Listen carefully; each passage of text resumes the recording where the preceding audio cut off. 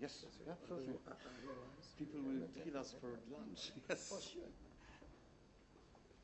No.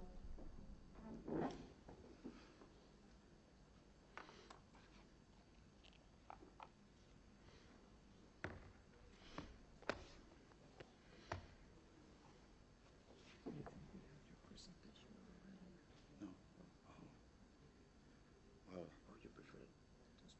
I prefer to speak directly. Okay, I made my presentation from my watch, but I've forgotten to do this. Okay.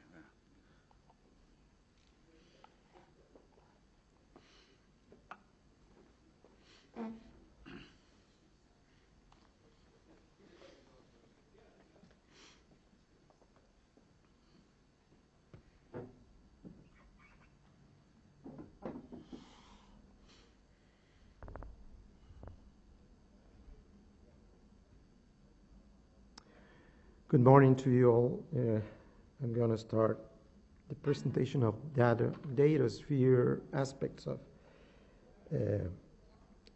financial data standardization and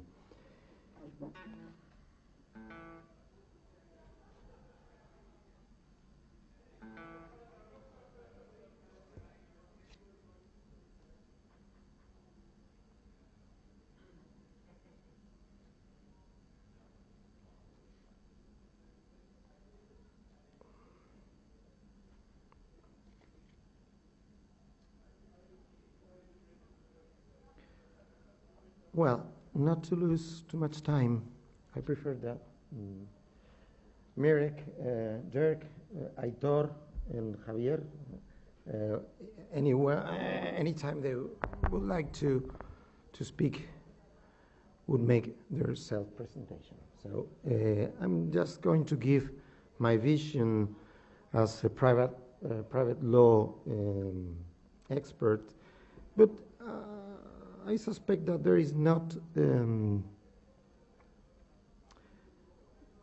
much to speak about DataSphere, except some aspect that I'm going to point out immediately. Would you please, Javier, help me to...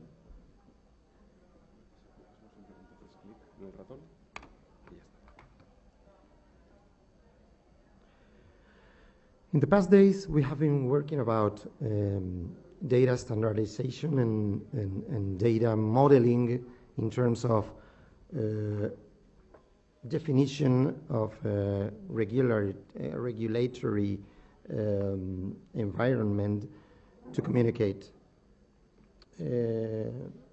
XBLR working, United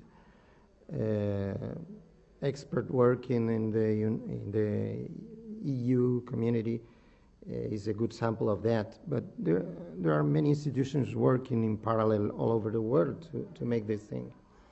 These two definitions may synthesize very well what DataSphere means to us within this context.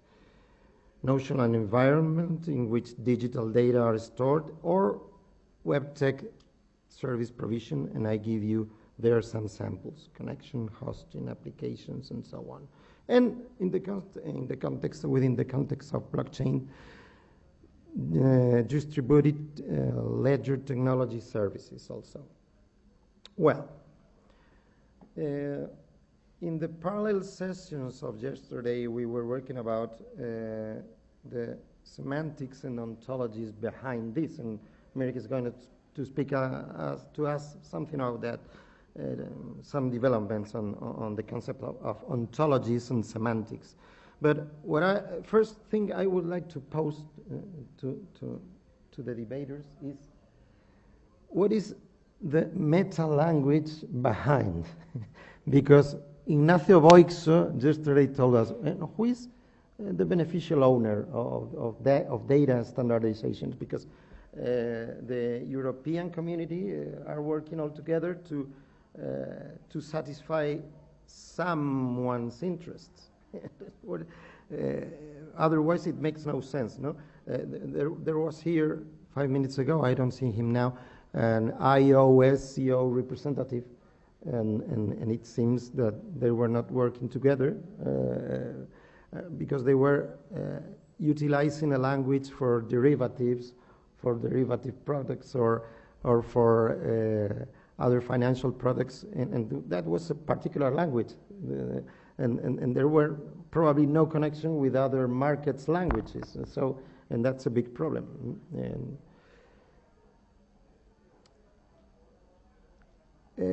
to me, or to my view, we need the previous construction of the meta languages, and in that field, we should take epistemology as a reference, both in the philosophical contents of that term and in its practical applications too.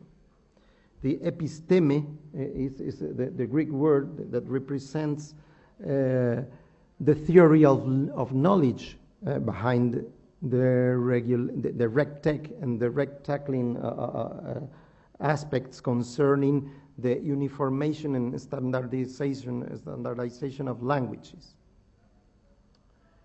There is a technological language. There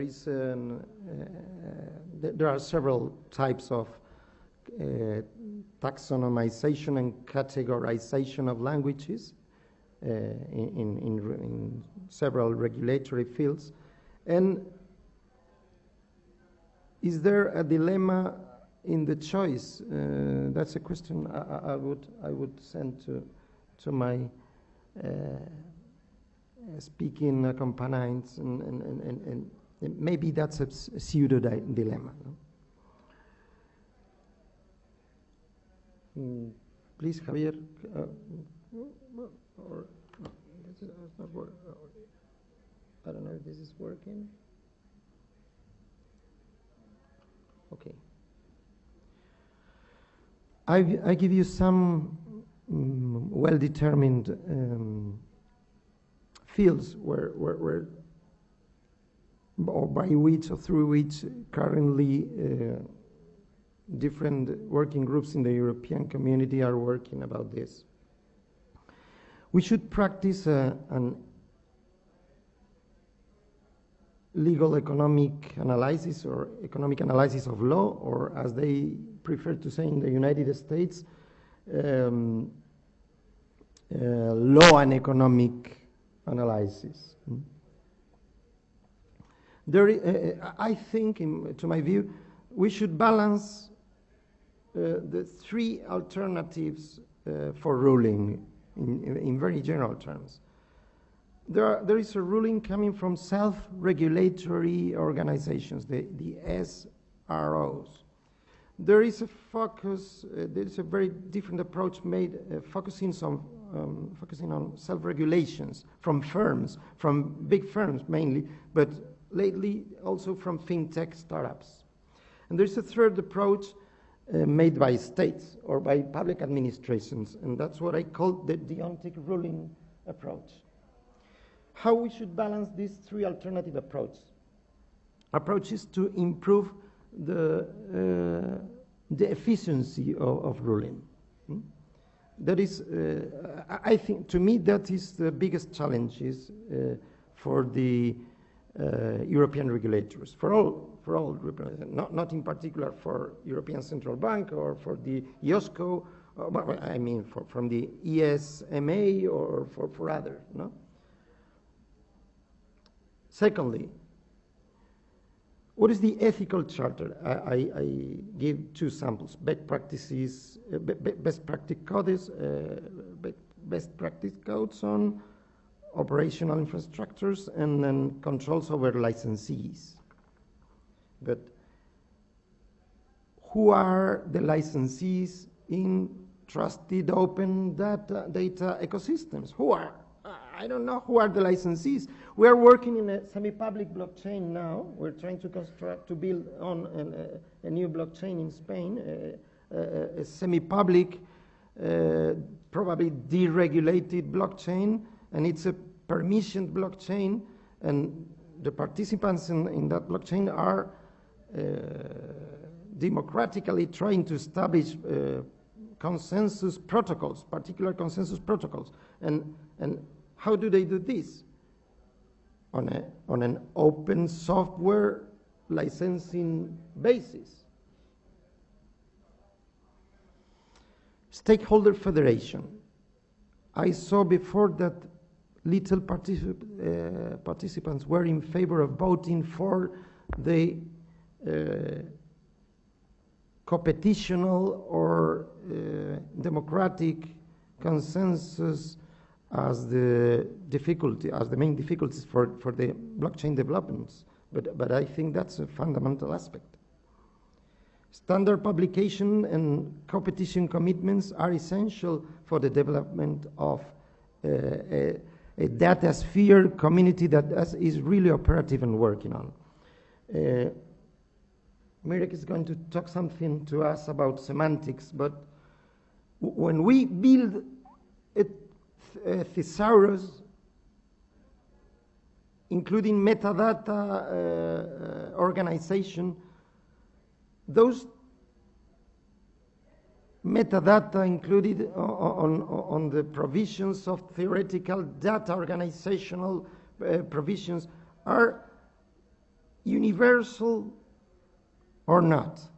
Are thesauri omnium rerum for everything? I don't think so. Not because of different languages used in different legal communities, like civil law or continental law or Roman law, and within them German law, for instance, is quite different from French law. But even in different parts of the existing private law systems, we find contradictory meta-languages. For instance, in Spain, we have two private law coexisting systems, which are civil law provisions and mercantile or commercial law provisions. There are countries where this does not happen, like Italian ruling or Switzerland ruling, Swiss ruling. It's not a problem in those countries, but in Spain, Portugal, and France is. And even we had third contradictory and even eventually opposite ruling, which is public law, for instance, taxation languages. How are they all combined? This is a huge task for aggregating data or big data that makes sense. Even though the efforts made by UN's UNCITRAL or United Nations Commission for International Trading Law, and so on, and similar organisms is huge. The task is huge still. This is still going on. It takes many, many years. And third, public law enforcement mechanisms. I give you there two samples: auditing of big data processing algorithms and privacy protection. What about Latin notarial professions? For instance, it's a Spanish system and full third-party protection registries. Yesterday, there was a lady speaking here, Ana del Valle. She was a representative of the property registries, Spanish property registries, and I think that not many registrars, which are high quality or first quality public servants public law servants in Spain, seem to have understood what a permissioned blockchain is. They just had read something about public blockchains based upon currency, on cryptocurrencies, but not other kinds of blockchains. And they felt invaded and substituted by blockchain technology. They felt it as a big threat. No. But they didn't seem to have understood the possibilities to develop side chains or a combination of different chains working together to provide a combination of security, privacy, and contribute to the ends of such public institutions. We could give some samples of application of those rulings in that European Community compulsory ruling of 2016. In terms of contractual liability of the party responsible for data processing and protection, controllers of personal data transfer, and those relativity and proportionality principles in personal data protection. For instance, according to our currently going on semantics, or the semantics we're trying to build, and its correlated ontologies, is there an established principle of technological neutrality in data protection as concerning blockchain devices, for instance? Is Section 15 of that ruling applicable to blockchain current developments? I don't know. And as I have noticed too, these are the years in which those debates outlined there have started to move in the legal private law and public law communities. No? But I would like to distribute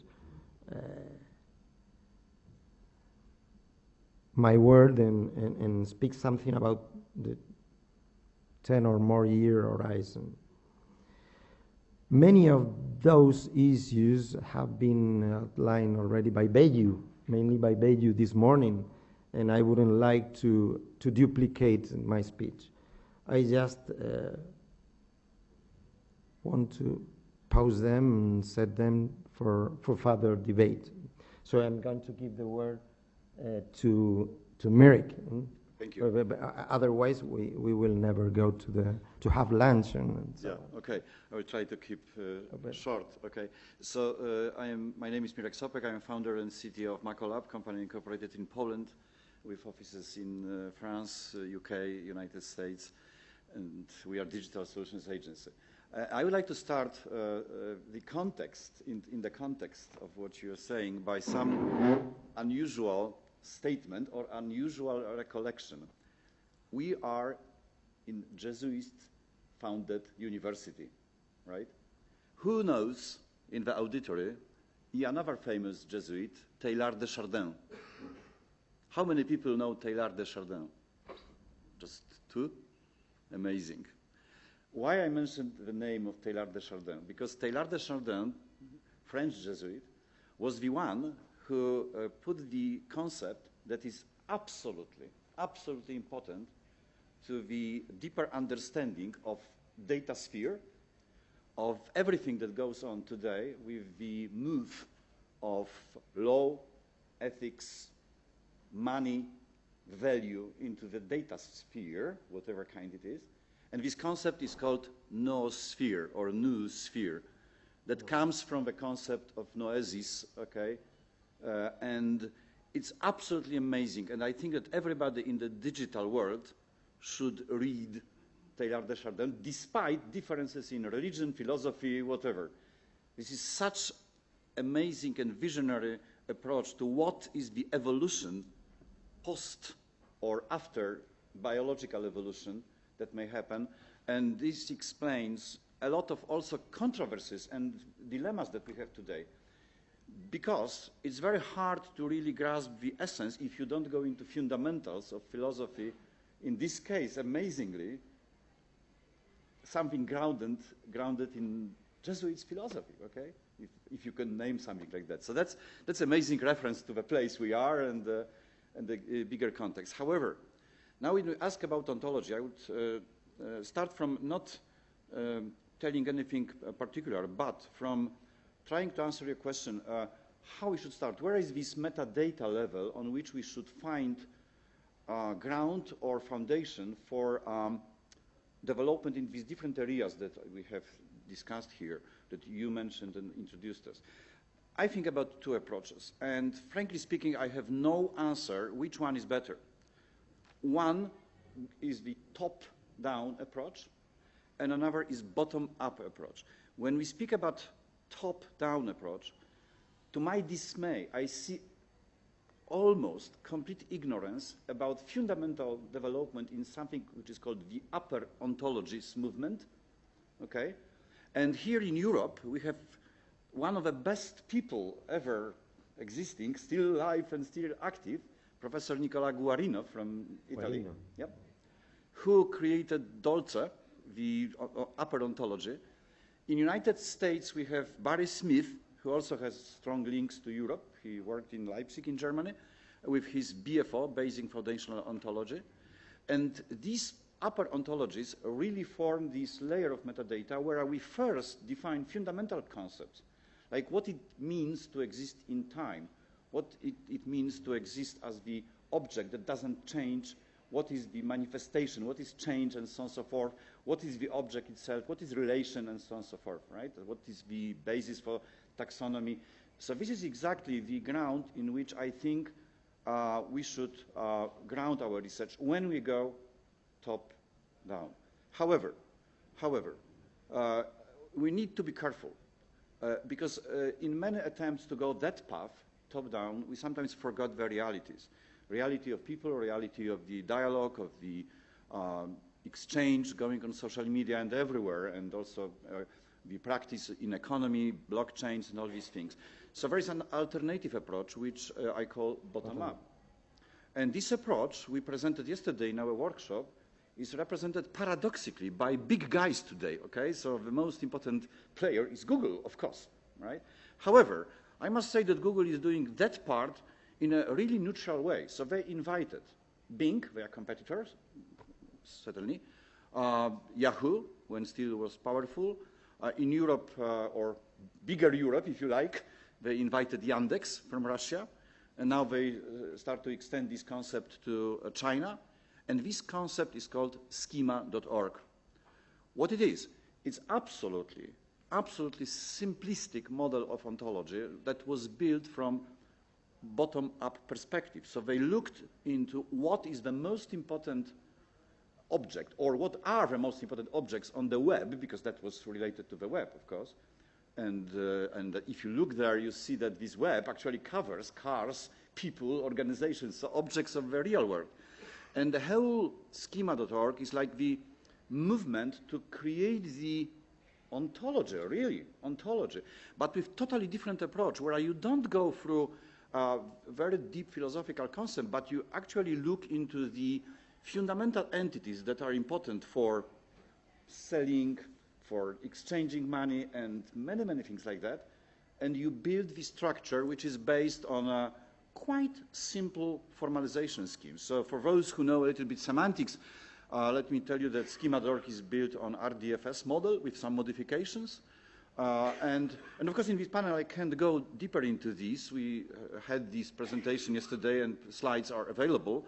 I sent them to organizers. So this bottom-up approach is something that I also believe strongly. So I think that when we look into the bigger, somehow like a context, I would advise to use upper ontologies for some projects, particularly when we hear in the RegTech sphere, this define once concept that we heard yesterday very strongly. This should put into the picture constructs and methods of these upper ontologies.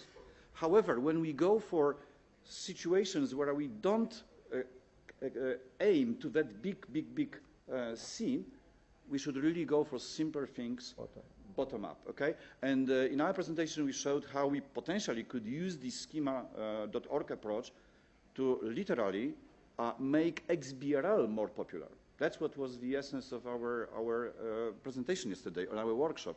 And I think that, just to add the final thought from myself, there is extremely interesting development going between this world of ontologies and definition of knowledge I just described, whatever bottom-up or top-down, and blockchain. So even in our lab, we work on the data representation that are common for ontologies and how to put them on blockchain in a proper way. And there is a lot of interesting development around there. One of them is Boscoin that incorporates our ontologies on the blockchain already. So this space of the blockchain, which in my opinion is mostly important for trust, as we had before, right? Trust or trustworthiness, rather, maybe in this parlance of Mark, and that is the model where you can literally build the meta language also with this trust that we hope to get from blockchain. And these two directions are not completely going into different directions, so there is a nice convergence. Okay, that's right. If you don't want to say something else, for the moment, I give you. Okay, I believe. I think my sentence is finished right now. Okay? I strongly believe that they are both compatible too. Yeah. Okay. I give the word first to Aitor, because that's the not for a different reason, but that's your pre-established order. Okay, which I didn't make it, but